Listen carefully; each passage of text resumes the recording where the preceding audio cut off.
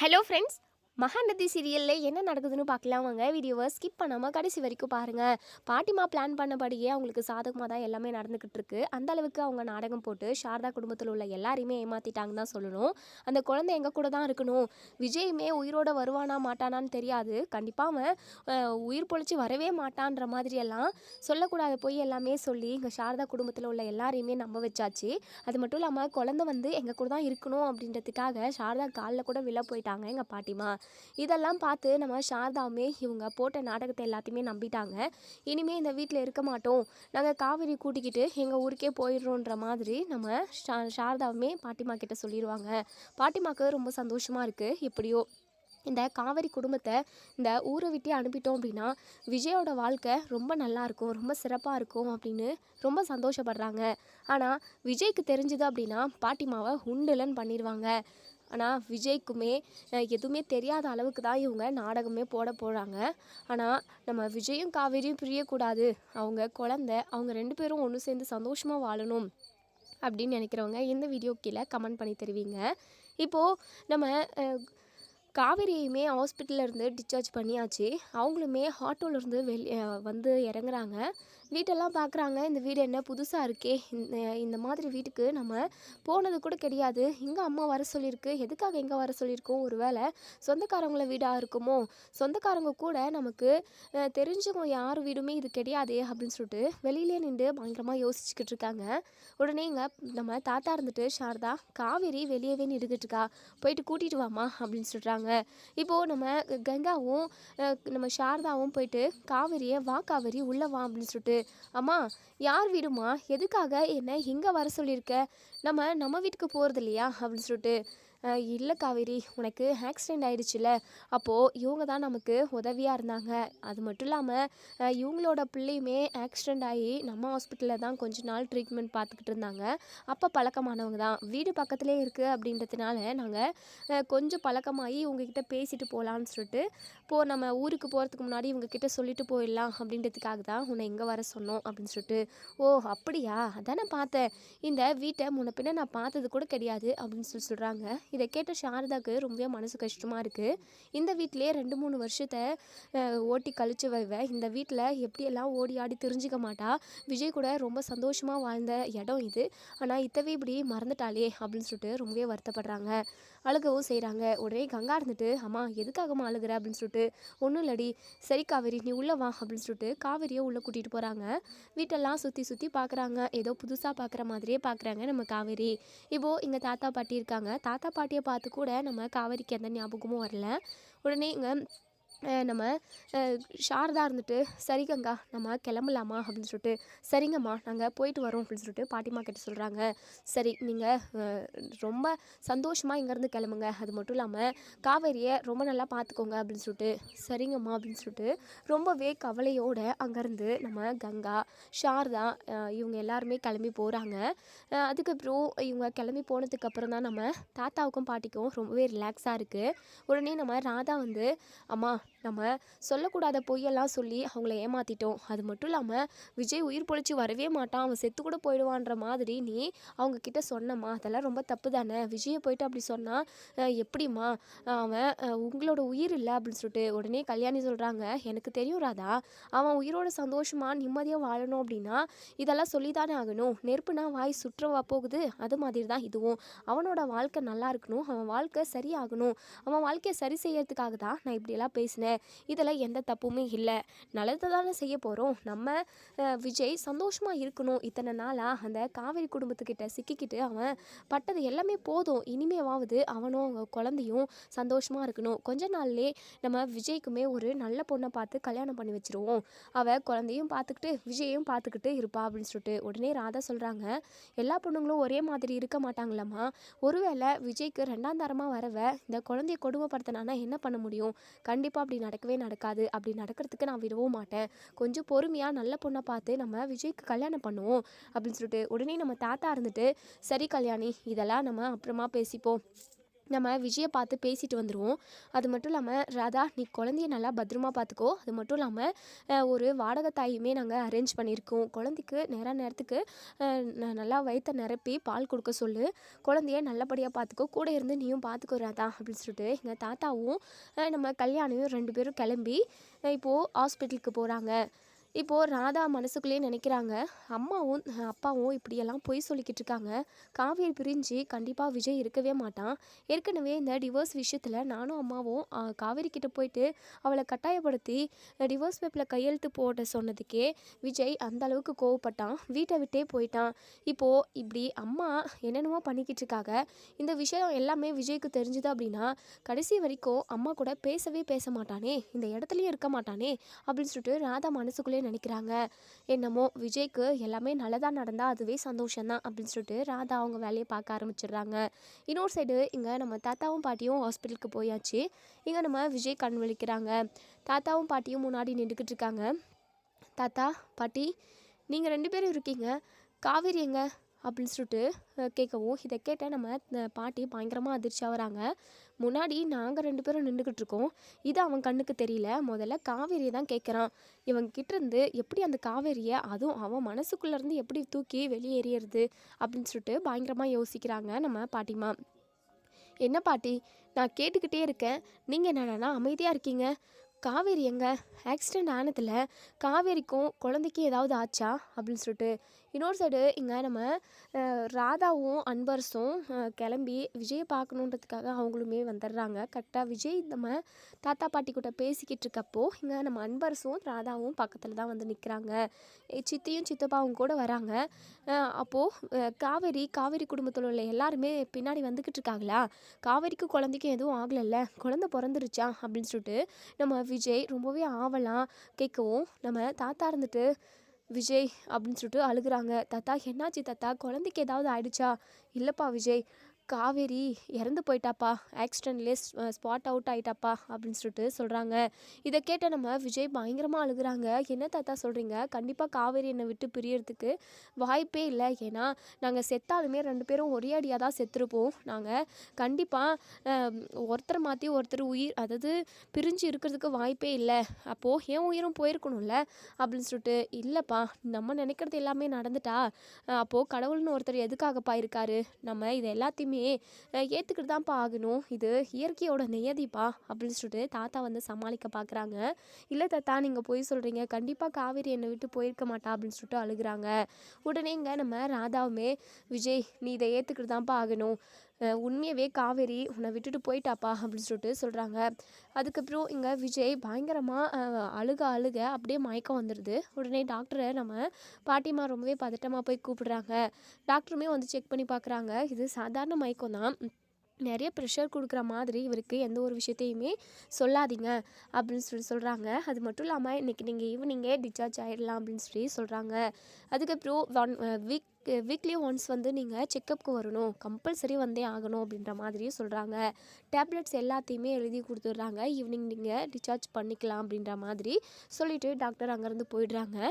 விஜய் மயக்கத்திலே தான் இருக்காங்க. உடனே நம்ம தாத்தா இருந்துட்டு என்ன கல்யாணி இது, விஜய் இப்போ கூட என்ன சொன்னான் பார்த்தியா, செத்துருந்தா நாங்கள் 2 பேரும் ஒரே அடியாக தானே செத்துருக்கணும், அது எப்படி என்னை காவேரி விட்டு இப்போ போயிருக்குவா, கண்டிப்பாக அவள் போயிருக்க மாட்டா அப்படின்னு சொல்லிட்டு உறுதியாக சொல்கிறான் அப்படின்னு சொல்லுவோம். ஏங்க அதுக்கு என்னங்க பண்ண முடியும், இங்கே பாருங்கள் நீங்களா அவன்கிட்ட ஏதாவது உளறி வச்சிட போகிறீங்க, அவனோட வாழ்க்கை நல்லா இருக்கணும், அது மட்டும் இல்லாமல் குழந்தை இருக்குங்க, குழந்தைய பார்த்துக்கிட்டாவது அவன் கண்டிப்பாக அவன் வாழ்க்கையை ஓட்டிடுவாங்க, நீங்கள் எதை நினச்சி பற்றி கவலைப்படாதீங்க, கண்டிப்பாக கொஞ்சம் கொஞ்சமாக எல்லாமே சரியாயிடுங்க காலப்போக்கில் அப்படின்னு சொல்லிட்டு கல்யாணி சொல்லிக்கிட்டு இருக்காங்க. இப்போ ஈவினிங் ஆகுது, நம்ம விஜயுமே கண் விழிச்சிடுறாங்க. காவேரி நினச்சி ரொம்பவே ஃபீல் பண்ணிக்கிட்டு இருக்காங்க. இப்போது டிஸ்சார்ஜ் ஆகி எல்லாருமே வீட்டுக்கு போயிடுறாங்க. வீட்டுக்கு போனதுமே இங்கே நம்ம விஜய் வந்து காவேரி நினச்சி ஃபீல் பண்ணி அழுதுகிட்டு இருக்க டைமில் நம்ம இது கல்யாணி இருந்துட்டு ராதா போய் குழந்தைய தூக்கிட்டு வா அப்படின்னு சொல்லிட்டு குழந்தைய தூக்கிட்டு வந்து இங்கே பாருப்பா விஜய், காவேரி நினச்சி நீ அழுதுகிட்டு இருக்காதடா. காவேரி நினைப்பா உனக்கு ஒரு குழந்தைய கொடுத்துட்டு தாண்டா போயிருக்கா. உன் குழந்தைக்கு எதுவும் ஆகலை. காவேரி நினைப்ப அழிச்சிட்டு இந்த குழந்தைக்காக நீ வாழ்ந்து தான்ப்பா ஆகணும் அப்படின்னு சொல்லிட்டு குழந்தைய கையில் கொடுக்குறாங்க. அந்த குழந்தைய தூக்கி அதோட முகத்தை பார்த்து பயங்கரமாக அழுகுறாங்க. மனசுக்கு ரொம்ப வருத்தமாக இருக்குது. அதாவது விஜய் அழுகிறத பார்த்தா அந்த அளவுக்கு குழந்தைய பார்த்து பார்த்து அழுகுறாங்க. உன்னை நானும் காவேரியும் தூக்கி வளர்த்து உன்னை நல்லா ஆளாக்கணும், உன்னை நல்ல நிலைமைக்கு கொண்டு வரணும், உனக்கு இது பண்ணலாம் அது பண்ணலான்னு சொல்லிட்டு நாங்கள் 2 பேரும் எவ்வளவோ கனவு கண்டு வச்சுருந்தோம். நீ பிறந்து வரதை நாங்கள் 2 பேரும் சந்தோஷமாக பார்க்கணும், உன்னை கையெடுத்து அதாவது முதல்ல உன்னை தூக்கணும்னாலாம் எவ்வளவோ ஆசைப்பட்டுக்கிட்டு இருந்தேன். ஆனால் காவேரிக்கு உன்னை பார்க்கக்கூடிய கொடுப்புனையே இல்லாமல் போயிடுச்சு. இப்போது அவள் உன் கூட இல்லை, என் கூடயும் இல்லை. அவளை விட்டு அவளோட நினப்பை நான் எப்படி அழிக்கிறதுன்னு தெரியல அப்படின்ற மாதிரி குழந்தைகிட்ட பேசி அழுதுகிட்டு இருக்காங்க. இதெல்லாம் பார்த்த நம்ம ராதாவுக்குமே மனசுக்கு ரொம்ப கஷ்டமாக இருக்குது. உடனே பாட்டிமா இருந்துட்டு, இங்கே பார்ப்பா விஜய், இனிமே நீ காவேரின்னு சொல்லிட்டு அவள் பேரை சொல்லவே கூடாது. அவள் நினப்பா இருக்காதுப்பா. அதுக்கப்புறம் குழந்தையோட அதாவது வாழ்க்கையுமே பாதிக்கப்படும். குழந்தைக்காக நீ எல்லாத்தையுமே மறந்துட்டு உன்னை தேத்திக்கிறது தான்ப்பா ரொம்ப கரெக்டு அப்படின்னு சொல்லிட்டு இங்கே எல்லாருமே விஜயோட மனசை மாற்றுறதுக்காக ட்ரை பண்ணிக்கிட்டு இருக்காங்க. ஒருத்தர் மாற்றி ஒருத்தர் ஏதாவது ஒரு அட்வைஸ் பண்ணிக்கிட்டே இருக்காங்க. இன்னொரு சைடு இங்கே நம்ம சாரதா குடும்பத்தில் உள்ள எல்லாருமே இப்போது கொடைக்கானல் தான் போயிருக்காங்க. ஏன்னா இங்கே வாடகை வீட்டுக்குமே போகலை. ஏன்னா நம்ம கொடைக்கானலில் இருக்கிற வீடுமே இப்போது அவங்களோட பேரில் தான் இருக்குது. அது மட்டும் இல்லாமல் காவேரி பேருக்கு கூட ரிஜிஸ்டர் பண்ணிட்டாங்கன்னு தான் நினைக்கிறேன். இப்போ எல்லாருமே கொடைக்கானல் போயிருக்காங்க. நம்ம காவேரி பயங்கரமாக சந்தோஷப்படுறாங்க. அம்மா, நம்ம வீட்டில் பார்த்தாவே ஒரு சந்தோஷம் வருதுமா, நம்ம வீட்டிலே இருந்துடணும், இந்த கொடைக்கானல் ஊர்லேயே இருந்துடணும்னு தோணிக்கிட்டே இருக்குமா அப்படின்னு சொல்லிட்டு எந்த கவலையுமே இல்லாமல், விஜய் பற்றின நினப்பு இல்லாமல், குழந்தை பற்றின நினப்பு இல்லாமல் நம்ம காவேரி பயங்கர சந்தோஷமாக ஹாப்பியாக இருக்காங்க. ஆனால் சாரதாவுக்கு தான் இது எல்லா கஷ்டமுமே. அவளோட வாழ்க்கையை நினச்சி ரொம்பவே நொந்து போகிறாங்க. இப்போது நம்ம காவேரி வந்து நிவனை பார்க்குறாங்க. நிவனை பார்த்துட்டு, நிவன் உங்கள் கூட நான் தனியாக பேசணும் அப்படின்னு சொல்லிட்டு இங்கே யமுனாவுக்கு ரொம்பவே பதட்டமாக இருக்குது. உடனே இங்கே யமுனா இருந்துட்டு, எதுக்காக அப்படின்னு சொல்லி கேட்கவும், ஏய் உனக்கு என்னடி, நான் நிவின் கூட பேசுனா உனக்கு என்ன வலிக்குதா? நான் நிவன் கூட தனியாக பேசணும். அம்மா பாரும்மா, இவளை நிவன் கூட தானே பேச போகிறேன் அப்படின்னு சொல்லிட்டு, ஏய் நீ எதுக்காகடி நிவின் கிட்ட பேசுகிற? அம்மா அதெல்லாம் உனக்கு சொன்னால் புரியாது அப்படின்னு சொல்லிட்டு நிவனை வந்து கூப்பிடுறாங்க. நிவனுமே ரொம்பவே தயங்குறாங்க. அத்தை நான் பார்த்துக்கிறேன் அத்தை அப்படின்னு சொல்லிட்டு இப்போது 2 பேருமே தனியாக பேச போயிடுறாங்க. யமுனாவுக்கு ரொம்பவே பதட்டமாகவும் பயமாகவும் இருக்குது. ஏன்னா அவங்களுக்கு மெமரி லாஸ் ஆனது வந்து அவங்க அப்பா வந்து அவங்க இறக்கலை அப்படின்றதுலேருந்து, விஜய் கூட கல்யாணம் ஆனதுலேருந்து, குழந்தை பிறந்ததுலேருந்து தான் எல்லாமே மெமரி லாஸ் ஆகிடுச்சு.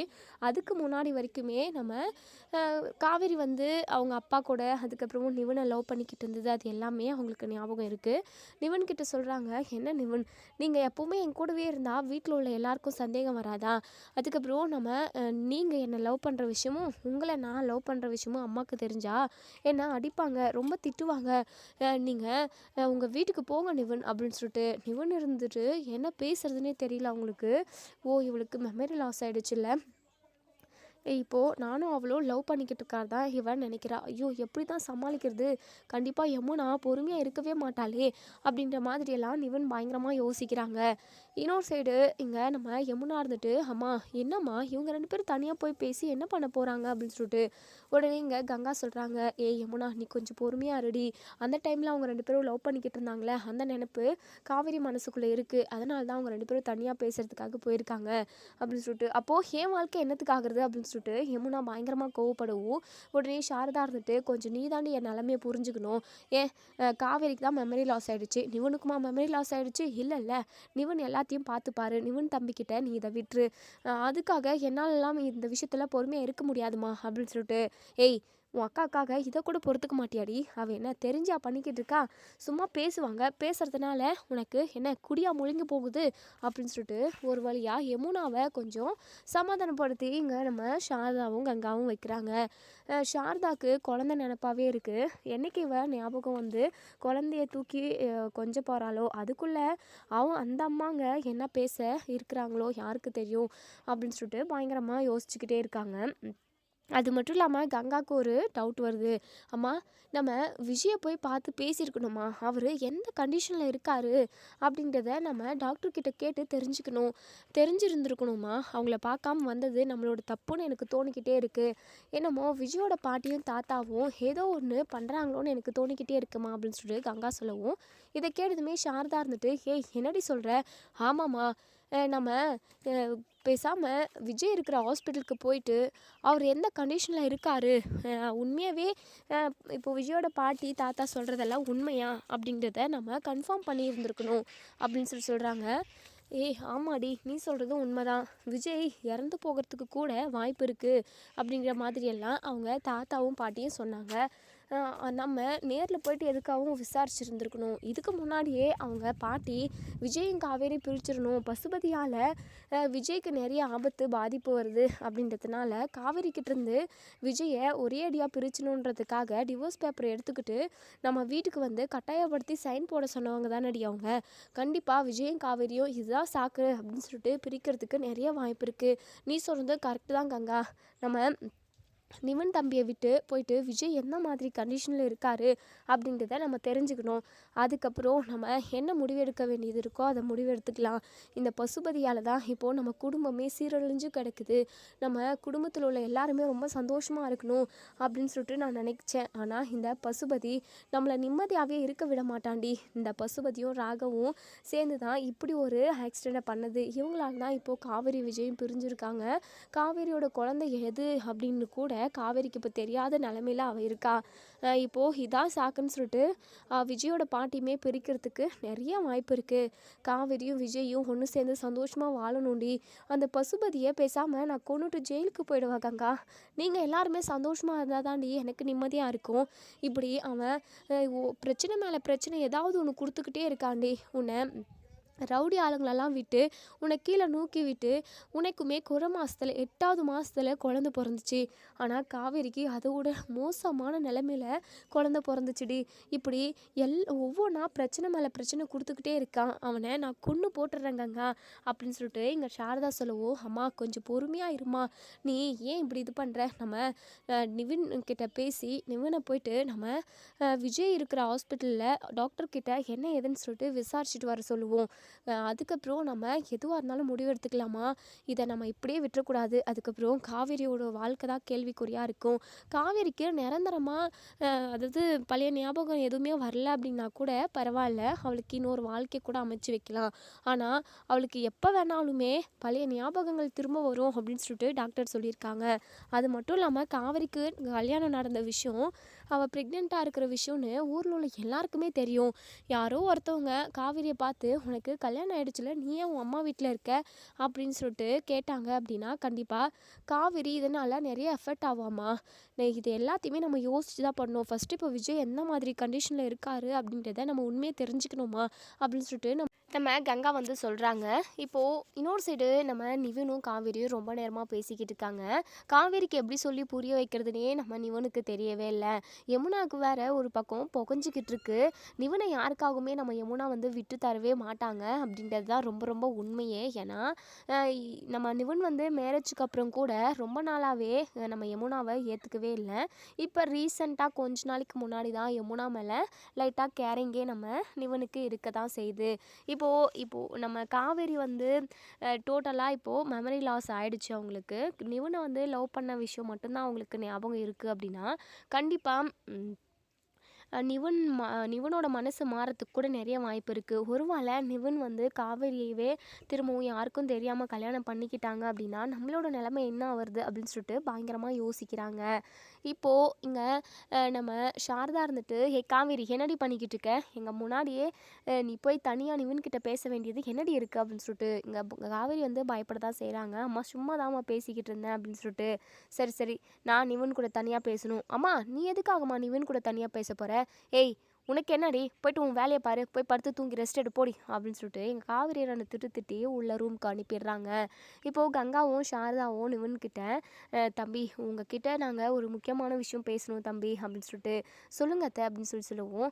தம்பி காவிரி ஏதோ பழையசெல்லாம் ஞாபகத்தில் வச்சுக்கிட்டு உங்ககிட்ட தனியாக பேசணும், உங்ககிட்ட பேசுறது அது இதுன்னு பண்ணுவா, கொஞ்சம் அதை நீங்கள் பொறுத்துக்கணும் அத்தை. எனக்கு தெரியாது அத்தை, அவளுக்கு தான் மெமரி லாஸ் ஆகிடுச்சுன்னு சொல்லிட்டு நம்ம எல்லாருக்கும் தெரியும், ஆனால் அவளுக்கு தெரியாது, அவள் அப்படி தான் நடந்துக்குவா, அதெல்லாம் நான் பார்த்துக்கிறேன் அத்தை, நீங்கள் எதுவும் ஃபீல் பண்ணாதீங்க தம்பி. இதனால் யமுனாவோட வாழ்க்கை அத்தை கவலையே படாதீங்க அத்தை, யமுனாவுக்கும் எனக்கும் மேரேஜ் ஆகிடுச்சு, அவளும் நானும் இப்போது புருஷன் பொண்டாட்டி, அப்படி இருக்கிறப்போ நான் என்னுடைய எல்லையை மீறி நான் எப்பவுமே போக மாட்டேன், எப்போவோ நான் காவேரியை என் மனசுலேருந்து தூக்கி போட்டுட்டேன் அத்தை, அவள் எனக்கு இப்போ ஒரு நல்ல ஃப்ரெண்டு தான், அவளோட வாழ்க்கை சரியாகணும் அது மட்டும்தான் எனக்கு இப்போது மனசில் இருக்குது அப்படின்னு சொல்லிட்டு நம்ம விஜய் வந்து சொல்கிறாங்க.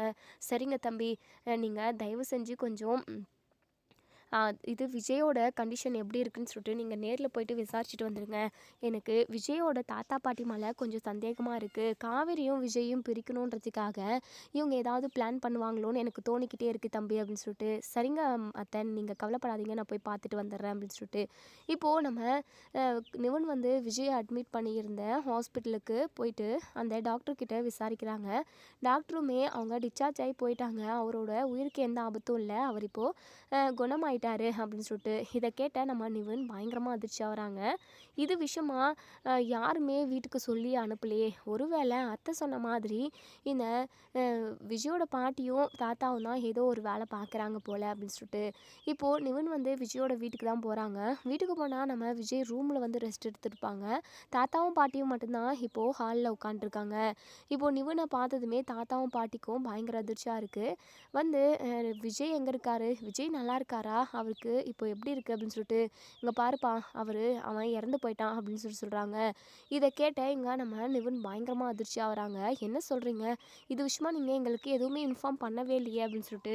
அதெல்லாம் உங்ககிட்ட எதுக்காகப்பா சொல்லிக்கிட்டு உங்களை வருத்தப்படுத்த வச்சுக்கிட்டு, அதனால தான் நாங்களே எல்லாமே காரியம் சடங்கு சாம்பிராதி எல்லாமே நாங்கள் பண்ணிட்டோம் அப்படின்னு சொல்லிட்டு சொல்கிறாங்க. நீங்கள் போய் சொல்கிறீங்க, விஜயும் காவேரியும் நிரந்தரமாக நீங்கள் பிரிக்கணுன்றதுக்காக தான் இப்படி பண்ணிக்கிட்டு இருக்கீங்க. விஜய் இங்கே தான் இருக்கார், விஜய் அட்மிட் பண்ண ஹாஸ்பிட்டலில் போயிட்டு நான் எல்லாத்தையுமே விசாரித்தேன், எல்லாமே எனக்கு தெரிஞ்சு போச்சு, விஜய் நல்லா தான் இருக்கார், ஏன் இப்படி பண்ணுறீங்க நீங்கள், விஜய்க்குமே இது ரொம்ப கஷ்டம் தானே, விஜய் காவேரி எந்த அளவுக்கு நேசிக்கிறாரு அப்படின்றது உங்கள் எல்லாருக்குமே தெரியும், அப்படி தெரிஞ்சிருந்துமே இப்படி ஏன் காவேரியோட வாழ்க்கையிலையும் விஜயோட வாழ்க்கையிலையும் விளையாடுறீங்க, அது மட்டும் இல்லாமல் இதில் ஒரு குழந்தையோட வாழ்க்கையுமே அடங்கியிருக்கு, எல்லாத்தையுமே யோசிச்சு பார்த்து தான் நீங்கள் செஞ்சுக்கிட்டு இருக்கீங்களா இதெல்லாம் அப்படின்னு சொல்லி கேட்கவும், உடனே இங்கே நம்ம பாட்டியமாக இருந்துட்டு, இங்கே பாருப்பா தேவையில்லாமல் என் பேரனோட வாழ்க்கையில் நீங்கள் எல்லாருமா சேர்ந்து விளையாடாதீங்க, அந்த பசுபதியால் என் பேரன் பட்டது எல்லாமே போதும் அப்படின்னு சொல்லிட்டு. அப்போது விஜய் உயிரோடு தான் இருக்கார், உயிரோடு இருக்கிற மனுஷனை செத்து போயிட்டாருன்னு சொல்லிட்டு வாய் கூசாமல் எப்படி தான் உங்களால் சொல்ல முடியுதோ அப்படின்னு சொல்லிட்டு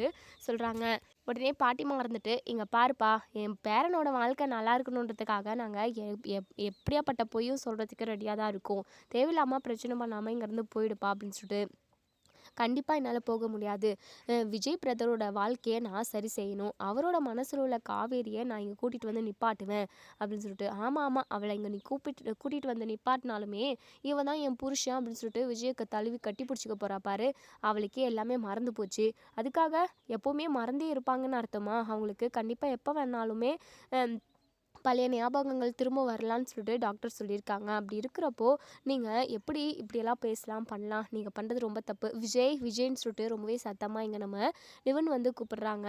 உடனே பாட்டிமா இருந்துட்டு, தேவையில்லாத வேலையை பார்த்துக்கிட்டு இருக்கப்பா, எங்கள் வீட்டுக்கே வந்து நீங்கள் என்ன மீறி எதுக்காக விஜயை கூப்பிடுறீங்க, ஒழுங்கு மரியாதையாக இங்கேருந்து போப்பா, இல்லைனா உனக்கு அவ்வளோதான் மரியாதை அப்படின்னு சொல்லிட்டு இங்கே நம்ம பாட்டிமா வந்து பயங்கரமாக கோவப்படுறாங்க. நம்ம விஜய் வந்து நிவன் வந்து சத்தமாக கூப்பிட்டுக்கிட்டு இருக்கவும், நம்ம விஜய்க்கு சத்தம் கேட்குது, குழந்தைய தூக்கிக்கிட்டு வெளியே வராங்க. நிவனை பார்த்ததுமே வாங்க நிவன் அப்படின்னு சொல்லிட்டு உடனே நம்ம பாட்டிமா சத்தம் போட்டு கத்திக்கிட்டு இருக்கவும், வெளியே போன்னு சொல்லிட்டு உடனே நம்ம விஜய் இருந்துட்டு, என்ன பாட்டி எதுக்காக நிவனை வெளியே போக சொல்கிறீங்க அப்படின்னு சொல்லிட்டு கோவப்படுறாங்க. உடனே நிவன் இருந்துட்டு, விஜய் பிரதர் உங்களையும் காவேரியும் உங்கள் பாட்டியும் தாத்தாவும் சேர்ந்து பிரிக்கணும்னு நினைக்கிறாங்க அப்படின்னு சொல்லிட்டு எங்கள் நிவன் சொல்லவும், இதை கேட்டு நம்ம விஜய் ரொம்பவே பயங்கரமாக அதிர்ச்சி ஆகுறாங்க. என்ன சொல்கிறீங்க நிவன் அப்படின்னு சொல்லிட்டு. ஆமாங்க. ஆமாம், காவேரியை பற்றி நீங்கள் இவங்க கிட்ட கேட்கவே இல்லையா? கேட்டேன், ஆனால் இறந்து போயிட்டதா இவங்க எல்லாருமே சொன்னாங்க அப்படின்னு சொல்லிட்டு. இதை கேட்ட இங்கே நம்ம நிவனுமே பயங்கரமாக அதிர்ச்சியாக வராங்க. உங்களுக்கெல்லாம் கொஞ்சம் கூட மனசாட்சியே இல்லை. எங்ககிட்ட விஜய் இறந்து போனதா சொல்லியிருக்கீங்க. இப்போது அவர்கிட்ட காவேரி இறந்து போனதா சொல்லியிருக்கீங்க. இப்படி 2 பேரையுமே பிரித்து வச்சு ஏன் இந்த பாவத்தை நீங்கள் சம்பாதிச்சுக்கிறீங்க அப்படின்னு சொல்லிட்டு விஜய் இருந்துட்டு, என்ன நிவன் என்ன எனக்கு ஒன்றுமே புரியலையே அப்படின்னு சொல்லிட்டு காவேரி உயிரோடு இருக்கிற விஷயத்தையுமே சொல்கிறாங்க. அதே சமயம் மெமரி லாஸ் ஆன விஷயத்தையுமே சொல்கிறாங்க. இதை கேட்ட நம்ம விஜய் பயங்கரமாக அதிர்ச்சி ஆகுறாங்க. அப்போது காவேரி இறந்து போகலையா? இல்லை விஜய், அவங்க எல்லாருமே கொடைக்கானலில் தான் இருக்காங்க. உங்கள் தாத்தாவும் பாட்டியும் தான் எப்படியாவது உங்ககிட்ட இருந்து காவேரி பிரிக்கணும்னு நினச்சிருக்காங்க போல அப்படின்னு சொல்லிட்டு.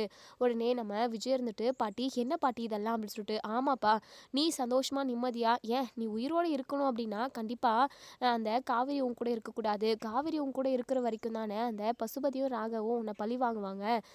அவங்க வீட்டை விட்டு அதாவது அவங்களுக்கும் உனக்கும் எந்த சம்மந்தமும் இல்லை அப்படின்னு சொல்லி அவங்களுக்கு தெரிஞ்சுது அப்படின்னா கண்டிப்பாக உன்னை எதுவும் பண்ண மாட்டாங்கல்ல. அவங்க குடும்பத்துக்காக உயிரை எதுக்காகப்பா நீ பணைய வைக்கணும் அப்படின்னு சொல்லிட்டு எங்கள் பாட்டிமா சொல்லவும், இதை கேட்ட விஜய் இருந்துட்டு, போதும் நிறுத்துங்க பாட்டி, நீங்கள் இப்படி இவ்வளோ கேவலமாக நடந்துப்பீங்கன்னு சொல்லிட்டு நான் கொஞ்சம் கூட எதிர்பார்க்கல. நான் இறந்து போயிட்டு தான் அவங்கக்கிட்ட சொல்லியிருக்கீங்க. அது மட்டும் இல்லாமல் காவேரி உயிரோடு இருக்கா, அவள் இறந்து போயிட்டு தான் என்கிட்ட சொல்கிறீங்க. அது மட்டும் இல்லாமல் பிஞ்சு குழந்தை இருக்குது, அதோட வாழ்க்கையை நினச்சி பார்த்து கூட நீங்கள் இப்படியெல்லாம் நினச்சி பார்த்துருந்தா இப்படியெல்லாம் ஒரு முடிவு எடுத்திருப்பீங்களா? எதுக்காக இப்படி பண்ணுறீங்க பாட்டி? ஏற்கனவே உங்களுக்கு தெரியும் டிவோர்ஸ் விஷயமா நீங்கள் காவேரியை கட்டாயப்படுத்தின விஷயம், நான் இந்த வீட்டை விட்டு போன விஷயம்னு எல்லாமே எப்படி என்னென்னவோ நடந்ததில்ல. அதெல்லாம் நீங்கள் யோசிச்சு பார்த்தீங்களா? காவேரியை என்கிட்டேருந்து உங்களால் பிரிக்கவே முடியாது பாட்டி. அவள் தான் என் உயிர், உலகம் எல்லாமே. அவளை தாண்டி எனக்கு வேறு எதுவுமே இல்லை. அது மட்டும் இல்லாமல் குழந்தைய தாய்கிட்டேருந்து பிரிச்சிருக்கீங்க. உங்களுக்கு கொஞ்சமாவது அறிவு இருக்கா? அப்படின்னு சொல்லிட்டு விஜய் பயங்கரமாக தாத்தாவையும் பாட்டியும் வெளுத்து வாங்குறாங்க. ராதாக்கு ஒரு பக்கம் படபடன்னு இருக்குது. இதோட இந்த ரிவ்யூ முடியுது. இதுக்கப்புறம் என்ன நடக்க சொல்லி வெயிட் பண்ணி பார்ப்போம் ஃப்ரெண்ட்ஸ். வீடியோ பிடிச்சிருந்தா லைக் பண்ணி கமெண்ட் பண்ணி தெரிவிங்க. கண்டிப்பாக நம்ம விஜய் காவேரி தேடி போவாங்க. தாத்தாவையும் பாட்டியும் எனக்கு வேண்டவே வேண்டான்ற மாதிரி தான் அவங்கள தூரமாக ஒதுக்கி வச்சுட்டு நம்ம காவேரியை பார்க்குறதுக்காக விஜய் போவாங்க. அப்படி காவேரியை பார்த்து நம்ம காவேரியும் விஜயும் ஒன்று சேர்ந்துடணும். காவேரிக்கு பழைய